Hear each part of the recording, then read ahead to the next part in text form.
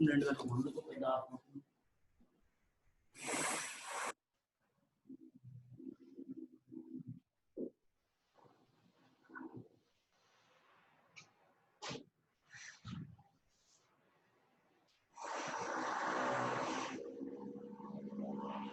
it's the continuation of my last class, menstrual disorders. We finished with the abnormal uterine bleeding in my last class. So this is one of the menstrual disorder we will be talking about. And I hope you all are familiar with amenorrhea, and you know by now what amenorrhea is, as we have already learned the definition of amenorrhea in our previous class. So what is amenorrhea? It is absence of menstruation. So what this picture tells us, some reasons for causing amenorrhea. So when pregnancy occurs, there is cessation of menstruation. So, and during lactation, and when any stress related disorders. So this is the few reasons for cessation of menstruation, and that is amenorrhea. So what are we going to learn today? The definitions. We'll just go to Tanner staging of breasts and pubic hair, puberty development, because we need to know puberty development before we arrive to a diagnosis of primary amenorrhea. And next, the reasons, the classification, causes and treatment of primary amenorrhea, and causes and treatment of secondary amenorrhea. So this is the definition. Indicates what does amenorrhea? Amenorrhea is absence of menstruation or cessation of menstruation. It is a symptom with which a patient presents in the OPD, and is as such it's not a disease but it is a symptom. So this is how we classify amenorrhea. Amenorrhea can be physiological also, and we divide amenorrhea classified as physiological and pathological. So physiological, pre-puberty, pregnancy, during pregnancy, and after menopause. In this we can include lactation, but here also this physiological amenorrhea, here also we can divide it as primary and secondary. Primary is, under primary it will come pre-puberty. Secondary it will come pregnancy, physiological secondary I'm talking about. It's pregnancy, lactation and menopause. That means they had periods. So we learn the definitions of primary amenorrhea and secondary amenorrhea. So pathological is either primary and secondary amenorrhea.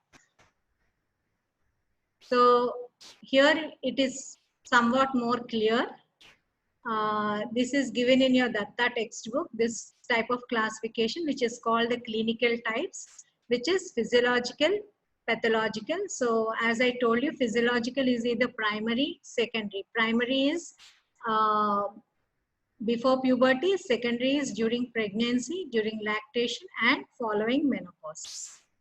Pathological is true amenorrhea and concealed.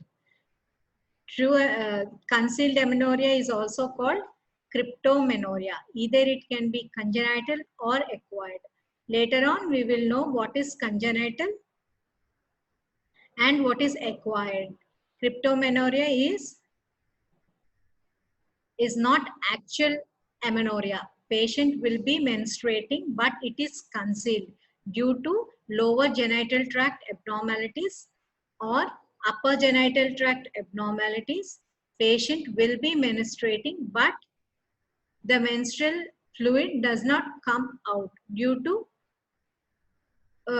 different conditions of the lower genital tract, which we will be learning in the acquired is same lower genital tract lesions or upper genital tract lesions due to trauma or any previous surgeries or some few conditions which will lead to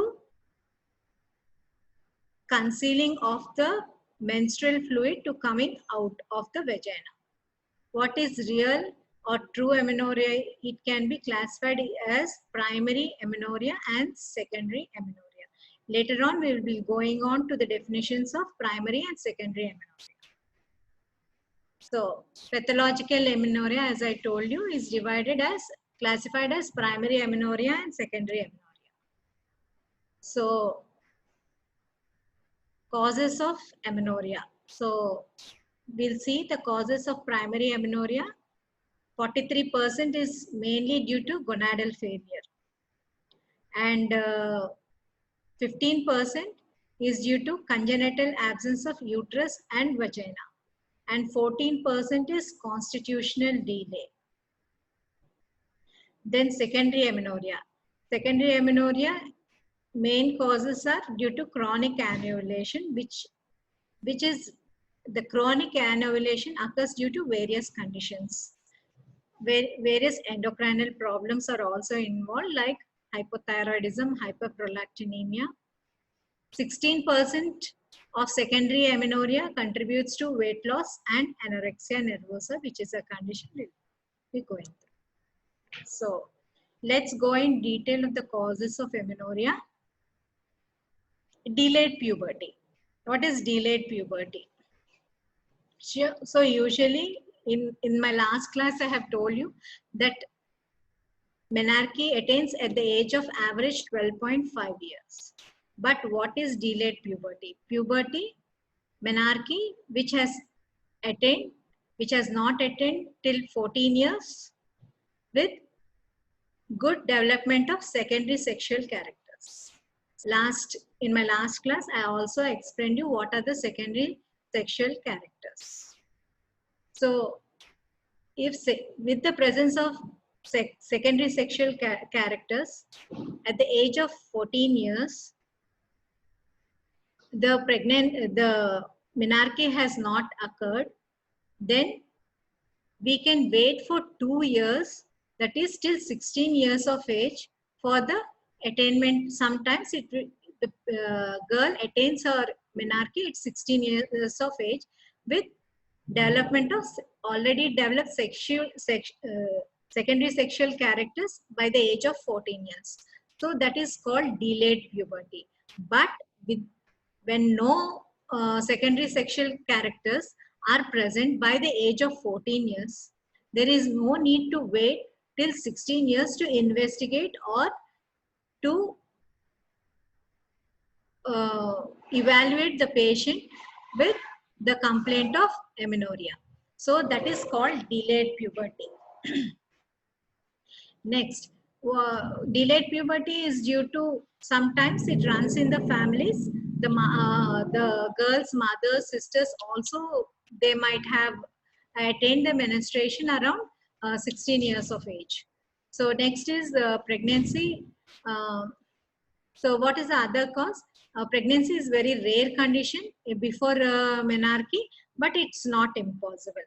So let's not talk in detail about the rare conditions. Next comes the other causes, any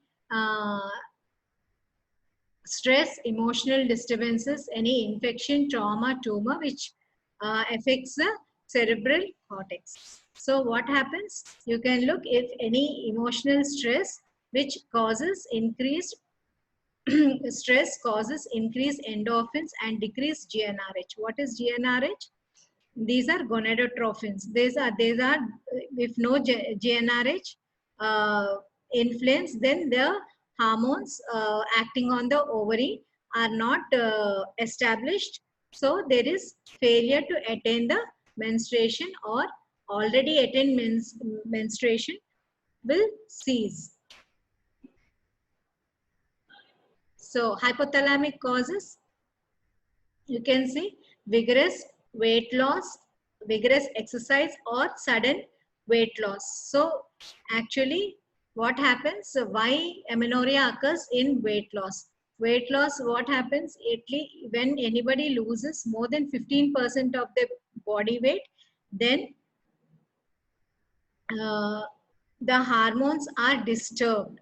So in the fat there's a hormone called leptin, which influences the GnRH um, GN, GnRH and its influence on the ovaries. So in that way, weight loss causes amenorrhea. Then Kalaman syndrome. Kalaman syndrome is the same thing, decreased GnRH or low or absent GnRH with some olfactory disturbances like anosmia.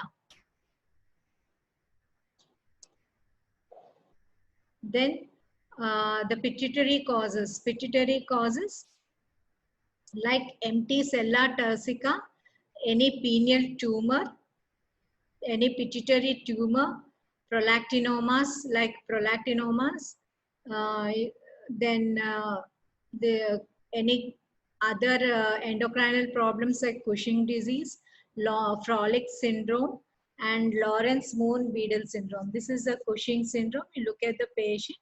This is central obesity, truncal obesity with lot of stria on the abdomen. This is a picture of Frolic syndrome patient. So ovarian causes. So ovarian dysgenesis. So Turner syndrome is a condition. Then primary ovarian failure, Savage syndrome, polycystic disease, and 17-hydroxylase deficiency. So these conditions, ovarian conditions, cause amenorrhea. Mostly it is primary amenorrhea. So this is a Turner syndrome patient. You look at it is 45x0, short stature, with the low hairline and folds on the skin and some heart conditions, wide space nipples, and poor breast development. So this type of patient, you have to do karyotyping. This is how the Turner syndrome patient looks like. Then, any genital tract abnormalities. What happens with whether there is, when you do an ultrasound and during investigating the patient, you would find whether the uterus is present or absent.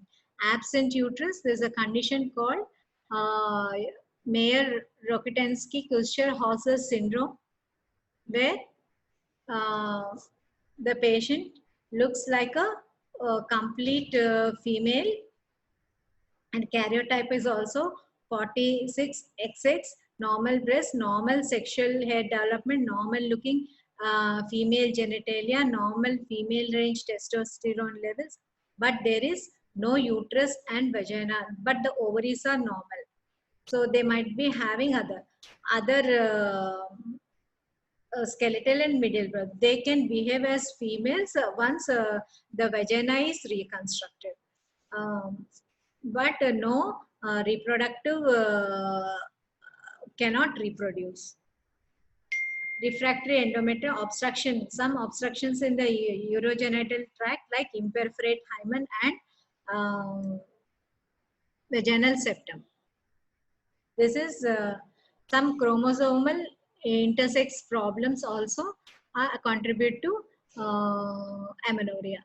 That is, look at this testicular, we have already gone through Turner syndrome. This is testicular feminization syndrome, having normal breasts but no sexual hair, normal looking female external genitalia, but they don't have uterus and upper vagina. Karyotype is 46XY. They have male range testosterone levels. So this patient also, if we remove the gonads and do a vaginal reconstruction, the patient can behave as a female. Then other endocrinal problems which causes amenorrhea. These are thyroid disorders. You have to look at during examination, look at the neck and push, interfere with normal function of hypothalamic pituitary ovarian axis. All the thyroid hormones influence the hypothalamic pituitary ovarian axis and present with amenorrhea. Other causes are any juvenile diabetes. Juvenile diabetes mostly causes primary amenorrhea, thyroid. So what happens? High level of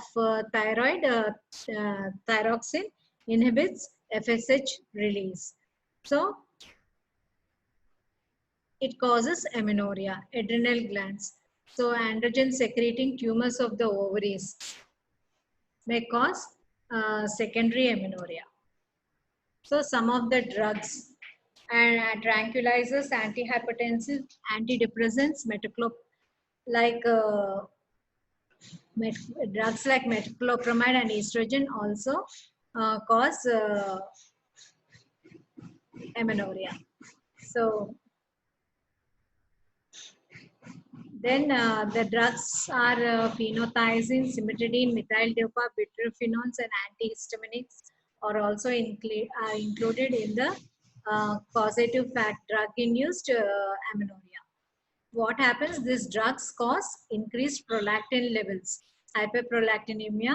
Prolactin inhibits GnRH release from the hypothalamus. So this is how it contributes to amenorrhea. So nutritional practice, overweight, weight loss, as I explained you, tuberculosis and malnutrition can lead to, so some amount of fat in the body is required to cause normal function of the hormones. So let's go to this table for causes of amenorrhea. So any chromosomal, any influence on the hypothalamus. Hypothalamic dysfunction causes amenorrhea. So the hypothalamus can be influenced by external factors or any stress or shock, any critical, when you are very sick or you might have gone into some medical condition which you had to had some effect on the brain. So this might influence the have an effect on the hypothalamus, which causes GnRH deficiency. When there is GnRH deficiency, then the LH-FSH, the gonadotropins, LH-FSH are not released by the anterior pituitary gland, and there is no feedback effect on the endometrium and on the ovarian hormones, and this will lead to amenorrhea. So in the same way, as I told you, environment, nutrition, these act at this FSH LH level. So LH and FSH are from the anterior pituitary. Then the other causes for resistant ovarian syndrome or this PCOD, that means primary ovary itself fails, then the production of estrogen and progesterone is suppressed. So then any problem in the genital tract which causes absent uterus. If we have already gone through Mayer-Rokitansky-Kuster-Hauser syndrome. Normal uterus, but the endometrium does not respond to the hormones. That means some receptor problem in the endometrium, or the endometrium is not responding due to tuberculosis. Then any obstruction in the genital tract, absent vagina, atresia of the cervix, imperforate hymen. Let's go through primary amenorrhea. What is primary amenorrhea? It is the failure for the onset of menstruation beyond the age of 16 years, regardless of development of secondary sexual characters. So let's have a look of the main reasons for primary amenorrhea. Look at the hypothalamic pituitary ovarian axis. So we have previously in the tabular form, we have any chromosomal mutation. Then hypothalamic failure, Kalaman syndrome. Then ovarian, Turner syndrome, gonadal dysgenesis at the ovarian level. At the outflow tract level, absent uterus, absent vagina, imperforate hymen. These are the main causes for primary amenorrhea. So primary amenorrhea can be classified as hypergonadotropic amenorrhea, hypogonadotropic amenorrhea, or eugonadotrophic amenorrhea. So how do you classify this? So depending on the serum LH and FSH level. If the FSH level is more than 30 or more than 40, it is called hypergonadotrophic uh, hypergonadotrophic primary amenorrhea. Here the estrogen levels are low. That is the pathology. So where the estrogen and progesterone are produced by the ovary. So here the estrogen levels are low and the pathology is in the ovary. That means the disease in the ovary. That is how there is no estrogen progesterone. So the FSH will be very high because there is no inhibition of the estrogen on the FSH. This is how it happens. Hypogonadotropic, the FSH is below 5. Here also the estrogen levels are very low, but if the FSH is released by the pituitary under the influence of the GnRH, which is released from the hypothalamus. That means the cause is at the central nervous system level in the brain, in the hypothalamus and pituitary. Then eugonadotrophic, patient is LH FSH levels are normal and estrogen levels are normal. The disease or where the pathology lies may be in the uterus or the lower genital tract. So clinical classification based on the presence or absence of secondary sexual characters and the height of the patient and the heterosexual development. So before that, let's know how about the puberty. The first sign of puberty is usually the first appears the breast budding. Then it is followed by the after few months by the appearance of pubic hair. Then comes the growth spurt. Then the menarche occurs. So first breastfeeding, then pubic hair, then growth spurt, and then comes the attainment of menses, that is menarche. So breastfeeding is the earliest sign of puberty and menarche the last. So first is the breastfeeding and menarche is the latest. Even before menarche occurs, the breastfeeding, pubic hair and growth spurt occurs. So here we have Tanner staging, with the help of which we can know the chronology of development of breast and pubic hair. So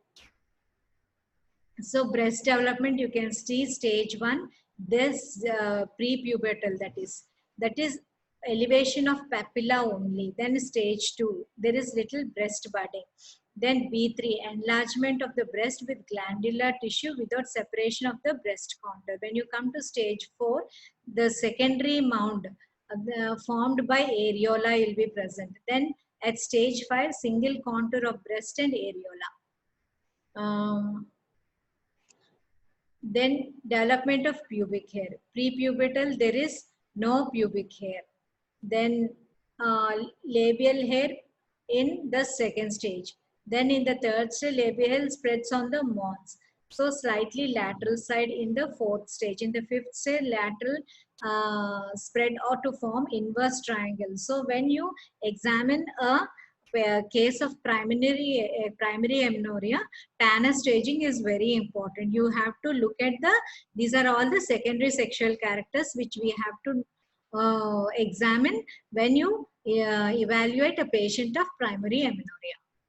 So how do you diagnose a case of primary amenorrhea? How do you arrive at a diagnosis? So by proper history taking, examination, investigation, and you work up.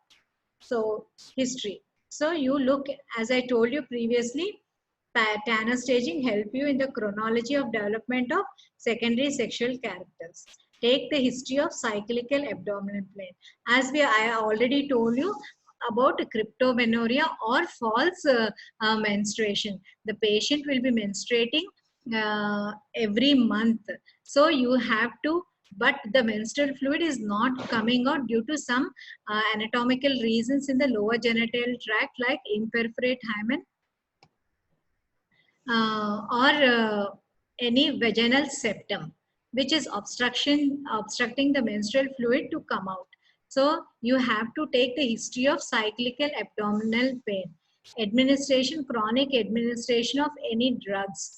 So history of any tuberculosis, thyroid disease, juvenile diabetes, mumps, history of any previous surgeries.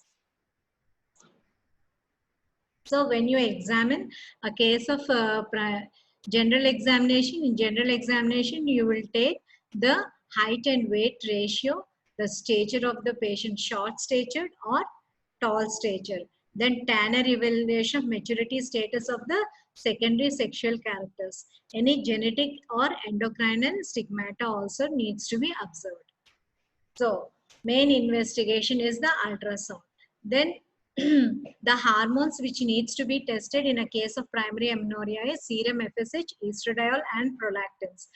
A radiological evaluation of bone age needs to be done, and a CT scan or a X-ray of skull is also needed. So history of diabetes, this is a clinical approach. This is the same thing. History of in the family history, you have to know any history of PCOD delayed. As I told you, what is delayed period runs in the families. Testicular feminization syndrome also in the family. Height, weight, breast development, thyroid, and look for the neck. In the neck for any examine the abdomen for any abdominal masses. Then ultrasound exam. So this is how you evaluate a case of primary amenorrhea depending on the secondary sexual. This is the evaluation depending on the sexual. So once history and physical examination is completed, then you look at the secondary sexual characteristics. So if secondary sexual characteristics are present, then go for a ultrasound of the abdomen and pelvis. If after ultrasound, look whether the uterus is present or absent. If uterus is absent, you have to do karyotyping. If uterus is present, look for any outflow obstructions. If outflow obstructions are not present, then we have to evaluate for secondary amenorrhea. If outflow obstruction is present, then we have to look for any imperforate hymen or transverse vaginal septum. So if uterus is absent or is small, infantile or very rudimentary uterus is present, then we will be doing a karyotyping analysis. If it is 45XY or whether it is 46XX, 46X is Mullerian agenesis. There is no development of the Mullerian tract at all. So there is no uterus. So, and there is might be a blind vagina also with rudimentary gonads. Here, 46 is androgen insensitivity syndrome. Then this is when secondary sexual characters are present. When there is no secondary sexual characters, we will measure the FSH and LH levels. So if the FSH and LH levels are less than 5 international units, then it is comes under hypogonadotropic hypogonadism. That means it is at the no FSH, no LH. That means it is in the CNS. So any hypothalamic pituitary disorder has to be ruled out. If the FSH is more than 20 and LH more than 40, then we'll look for hypergonadotropic hypogonadism.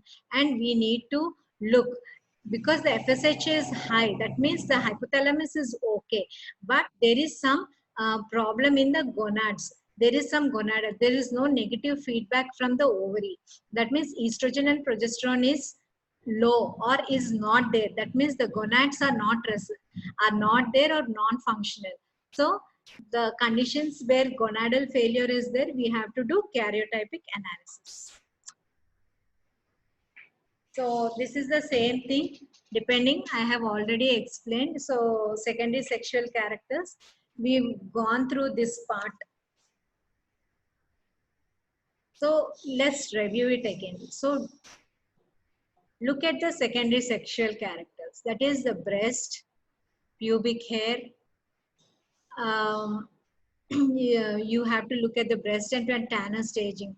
If secondary sexual characters are present, then you do a ultrasound. If they are absent, you look at the height of the patient. Depending on the height, the stature, that is why you take a height and weight ratio or the height of the patient. If the height is normal, go for FSH and LH, both are short. If FSH is low and LH, it is hypogonadism. If FSH and LH are high, go for karyotyping.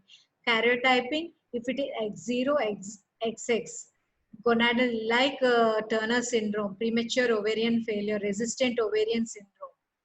If it is XY, that means gonadal agenesis, some enzyme like 17 alpha hydroxylase deficiency, testicular feminization syndrome.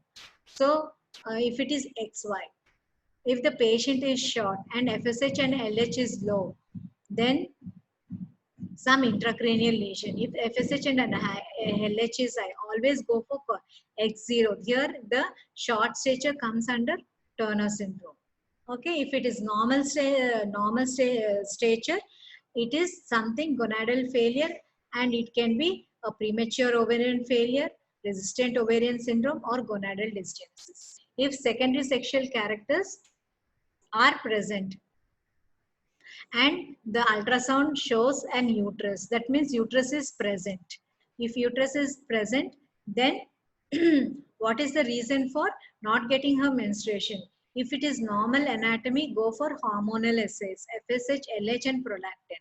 And if everything is present, look for lower genital tract abnormalities like cryptomenorrhea, outflow tract obstruction.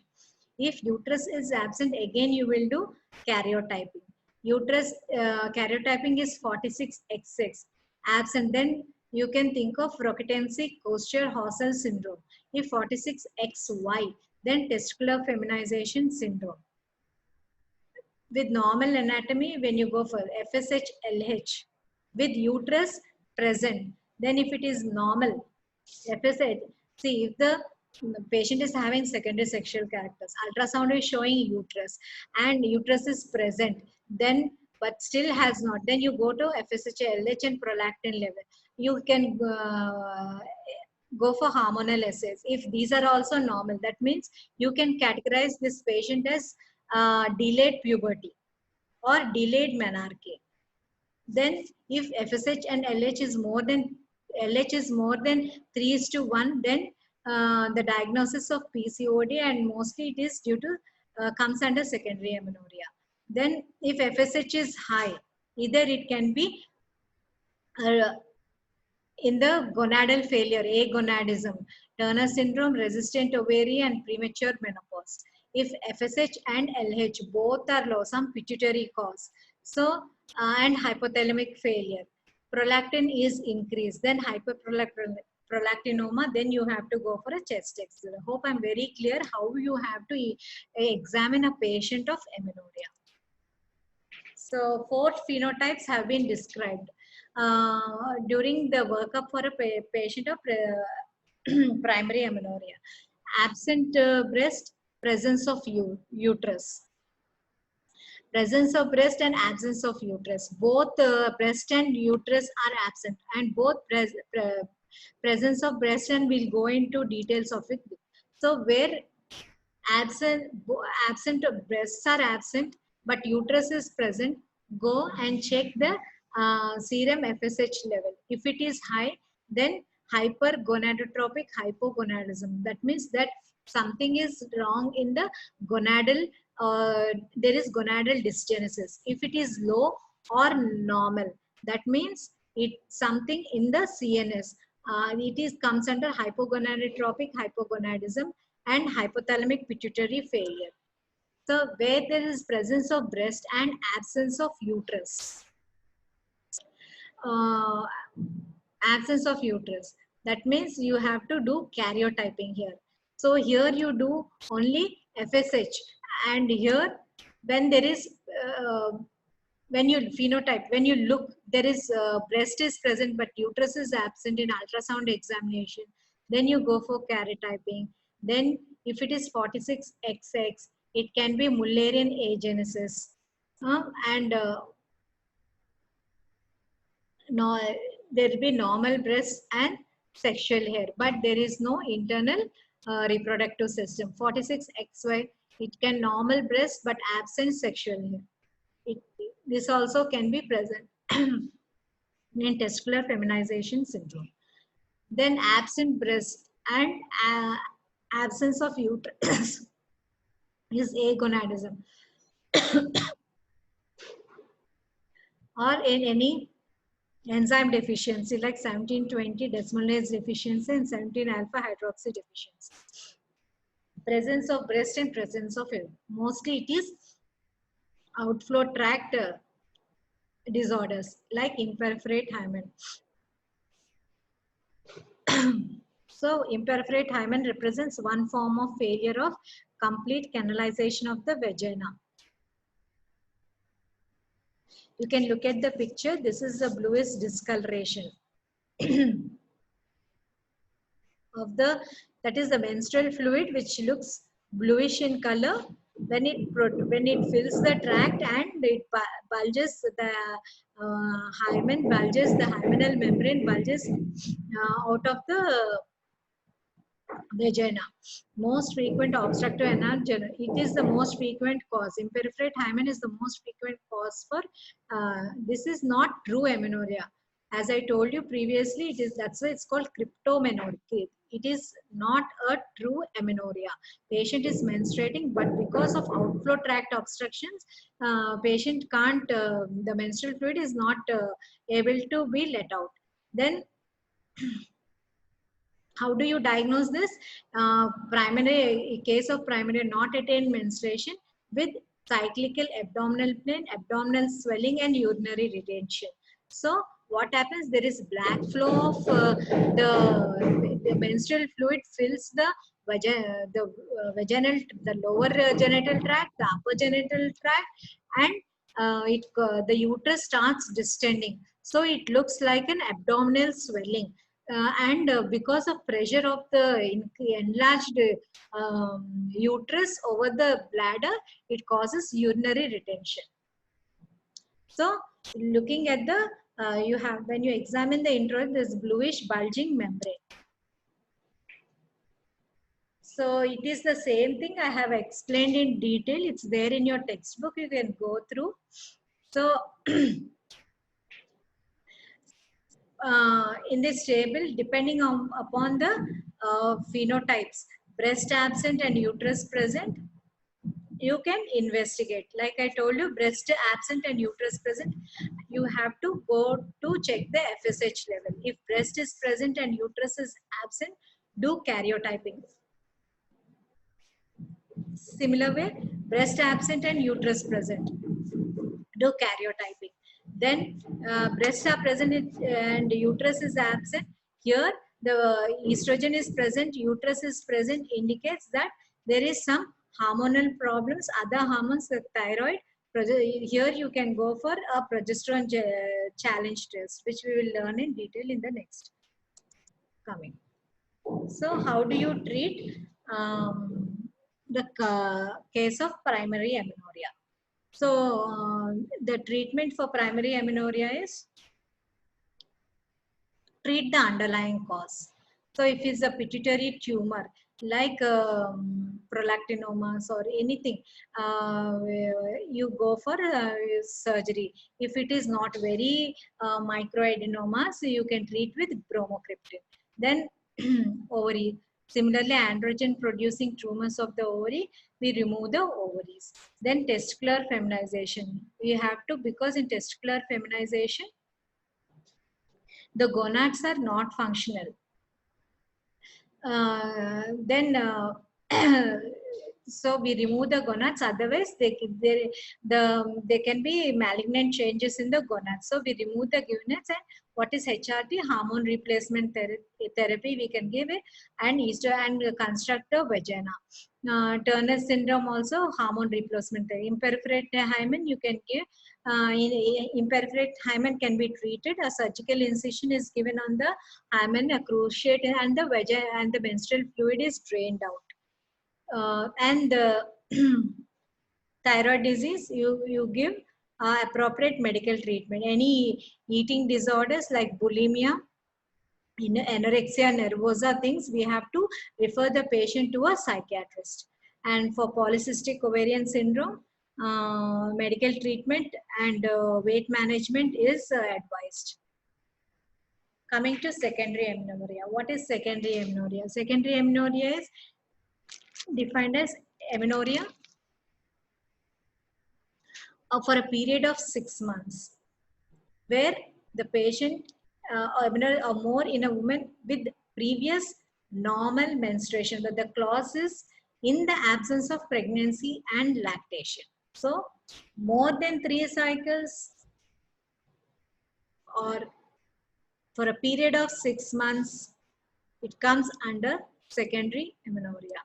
You have to exclude, importantly, pregnancy. So etiology. Coming to etiology, previously I have told you how it is classified. Physiological. Physiological secondary amenorrhea comes pregnancy and lactation. Pathological causes. The genital tract. Any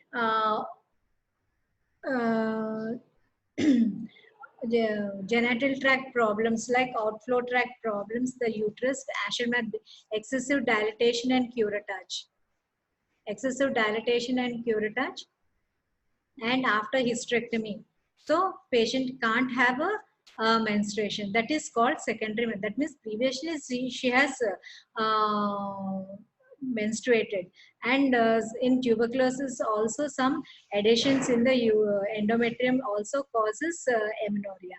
So Asherman syndrome and hysterectomy. Ovarian causes. Ovarian causes can be like premature ovarian failure, any polycystic ovarian syndrome, and some reasons in the some tumors in the ovary which had to be removed surgically. Then also the the then pressure, because of lack of estrogen and progesterone, there is failure to menstruate. Then nutritional, we already know malnutrition cases where BMI is very low. Then it influences the steroidogenesis. Then pituitary pituitary tumors, Sheehan syndrome. What is Sheehan syndrome? Sheehan syndrome, it is a condition where when the woman has a postpartum hemorrhage, there is some thrombosis in the pituitary vessels, which pituitary causes thrombosis in the pituitary vessels, which causes amenorrhea. This is called Sheehan syndrome. Secondary to severe PPH, the patient goes into shock and there is thrombosis of the pituitary vessels. Then hypothalamus.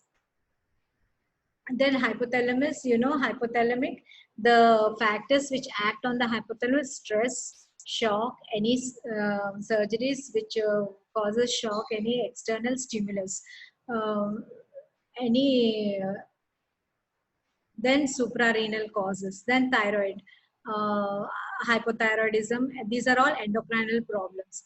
Any adrenal tumors, any ovarian tumors which causes increased release of androgens. Other causes are diabetes, tuberculosis, liver disease, renal disease. There is reduced excretion, increased prolactins causes, has an effect on the GnRH. Severe anemia and malnutrition, sometimes idiopathic. There's no cause, and sometimes it is genetic. So clinical approach to secondary amenorrhea. Take a detailed history. Investigations are also important, and clinical examination. So how do you assess? So first, any case of secondary amenorrhea, first you have to rule out whether the woman is pregnant or not. Why? A previously normal menstruation. First important investigation is do a urine HCG or a blood serum beta HCG test for a patient presenting you to the clinic with a history of amenorrhea. The most common cause is pregnancy. So a good history taking can reveal 85% of the etiological diagnosis of cases of amenorrhea. So how do you take history? You have to ask about age of menarche and previous menstrual history, previous pregnancies. So why previous pregnancies? You have to know the outcome, whether she had any postpartum hemorrhage. What is post excessive blood loss, more than 500 ml or 1000 ml in a normal delivery. After a normal, in the third stage, that is called postpartum hemorrhage, which causes Sheehan syndrome, as I already told you. Any ask about a large amount of weight loss, history of anorexia nervosa, hot flushes, and decreased libido. These are the symptoms of menopause. So any woman with premature menopause can have these symptoms of hot flushes and libido. And always take her medication history if she is on any drugs, but because drugs also have the influence on the prolactin levels. Certain drugs that we have already gone through in the etiology of amenorrhea. Contraceptive history, OC pills also have causes amenorrhea, post pill amenorrhea. Then associated symptoms of Cushing's disease, hypothermia, previous any gynecological surgeries like removal of ovaries, removal of the uterus itself, hysterectomy, any chronic illnesses. Then general examination needs to be done. Look at her nutritional status, extreme emaciation or marked obesity. Then presence of acne and hirsutism. In acne, it is a metabolic problem which the patient, most of the adolescent girls present in the OPD with PCOD. So any discharge of milk from the, so when you examine, when you do a general examination, you have to look at the breast and ask for or any discharge of milk from the breast. That means their prolactin levels are high. We have to look for hyperprolactinemia, which causes amenorrhea. Then abdominal examination. So any presence of stria. I've showed you a patient with a picture of a patient with the Cushing syndrome, where you saw with central obesity, this presence of stria. This is any mass abdomen. And pelvic examination, enlargement of clitoris. This is any androgen influence on the external genitalia, any adnexial masses, any ovarian tumors, we have to rule out during a pelvic examination. So how do you investigate a case of secondary amenorrhea? With blood test, an ultrasound, CT scan of pituitary, a hysteroscopy, laparoscopy, and karyotyping. So investigations. So investigations, first, in a case of secondary amenorrhea, you have to exclude pregnancy. And if pregnancy is negative, then you go for serum levels of LH, FSH, TSH, and prolactin levels. And you can go for X-ray, CT, MRI of the skull. If it is normal, if everything is normal, then you have to go for a progesterone challenge test. What is progesterone challenge test? You give the patient a external progesterone, medroxyprogesterone, for 25 days, and or for sometimes we can give for 5 days also. You give and see if the endometrium is responding. That means withdrawal bleeding is happening or not. If withdrawal bleeding is present, that means the hypothalamic pituitary ovarian axis is intact and there is some problem in the estrogen and adequate endogenous estrogen or estrogen levels. So if estrogen, if any problem, if withdrawal bleeding, then you have to estimate the estrogen levels. If serum estrogen is more than 30, then you estimate LH and FSH levels. If FSH LH estimation, LH is more than 10 and LHF FSH ratio is more than 3:1, go for an ultrasound and ultrasound to rule out any polycystic ovarian disease. If withdrawal bleeding is not present after giving progesterone, there's no withdrawal bleeding. Withdrawal bleeding is there can be some disease in the endometrium, some endometritis, endometriosis, or any tubercular endometritis, or loss of progesterone receptor. Then we will go for estrogen progesterone challenge test. If TSH and prolactin levels are increased, then we go treat, think of hypothyroidism and pituitary adenoma. So estrogen progesterone will go for detail the estrogen progesterone challenge test. So you, after giving, you give estrogen for around 25 days, and progesterone from 16th to 25th day of the cycle for 10 days in the last 10 days. And if there is no bleeding, that means the endometrium is not functioning, or the uterus has any adhesions, any thin film synechiae, which is the cause for not, then we can do a histoscopy. HSG or hysteroscopy to confirm or rule out synechiae. If bleeding occurs, then that means the endometrial responsive or the estrogen is low. Then similarly, we go for estimation of FSH and LH. If FSH is high, that means there is no hormones from the ovaries. That means the ovaries have failed, or resistant ovarian syndrome. If the age is less than 30 years, you do karyotyping. If the FSH LH is low or normal, if LH is less than 5, that means there is problem in the higher level, pituitary and hypothalamic. Then you can go for GnRH dynamic. You can give GnRH injections, and if it is positive, then if GnRH, after giving GnRH injection, if it is positive, that means the failure is in the hypothalamus. If it is negative, then the failure is in the pituitary. So how do you manage a case of secondary amenorrhea? So like we are coming to evaluation and treatment. So first you rule out pregnancy, a pre-pregnancy test, then you go for the progesterone challenge test. If it is positive, then think of progesterone deficiency. You give progesterone therapy. Then how do you treat? If it's progesterone therapy, treat PCOD and a non-ovulation ultrasound. If it is negative, give estrogen for 25 days and 10 days of progesterone. That is estrogen progesterone challenge test.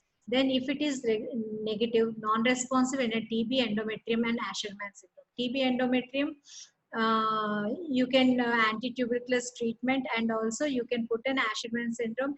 You can remove the, through hysteroscope, you can remove the synechiae and put an IUCD. Estrogen and progesterone, after giving, if it is then there is estrogen deficiency. You do FSH, LH and prolactin levels. If high FSH, it is ovarian cause. If low FSH, then go for GnRH test. No response. If there is no response, that means there is some pituitary cause. If there is response, then there is hypothalamic.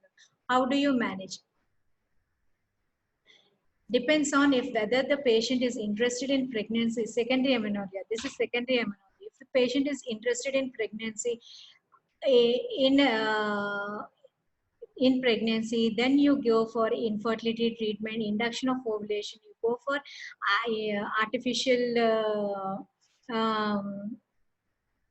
artificial insemination like IUI, IVF, and donor eggs. Then, if patient not interested in menstruation or pregnancy, no treatment is the hormone therapy with estrogen and progesterone. It is patient is only interested in menstruation, then hormone therapy with estrogen. Hope I am very clear and you got the outline of what is primary and amenorrhea and secondary amenorrhea and how you work up a patient with amenorrhea by taking a proper history, investigating and coming to a diagnosis. It is very simple. Just go through the textbook once and you will have a clear idea of the amenorrhea. So, thank you. Any questions?